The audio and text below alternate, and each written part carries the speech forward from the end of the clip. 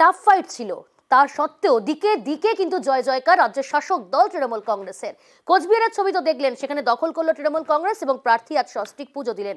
অন্যদিকে বীরভূমে শতাব্দীর রায় বীরভূম লোকসভা কেন্দ্র থেকে টানা চারবারের জয়। এই জয়ের আনন্দেই তারাপীঠ মন্দিরে পুজো দিলেন শতাব্দী রায়। দলীয় কর্মী সমর্থকদের নিয়েই মন্দিরে গেলেন এবং পুজো দিলেন মায়ের। দলীয় কর্মী সমর্থকদের পরিশ্রমের জেরেই এই ফল বলেও জানান শতাব্দী রায়।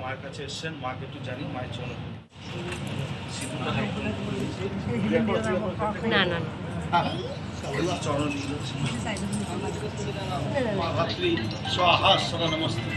মন্ত্রহীনং ক্রিয়াহীনং ভক্তিহীনং তবার্চনে জটা চূটাইকো নাগৈ জোতা বিকৃতং ভুক্ত্বা অতীতাহং ভবান্নবে ওম তারা দেবতায় নমঃ।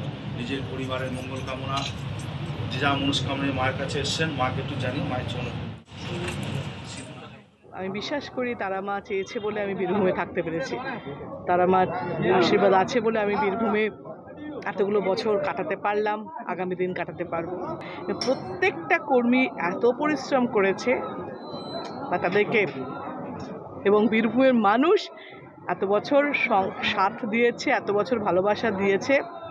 এবং আমি সবসময় তোমাদের বলতাম 2009 থেকে যে ভালোবাসা একই রয়েছে এখনও, সেটা প্রমাণ হলো যে বীরভূমের মানুষ একইভাবে ভালোবাসছে। এবং বীরভূমের মানুষের কাছে আমি আবারও নতুন করে কৃতজ্ঞতা জানাচ্ছি।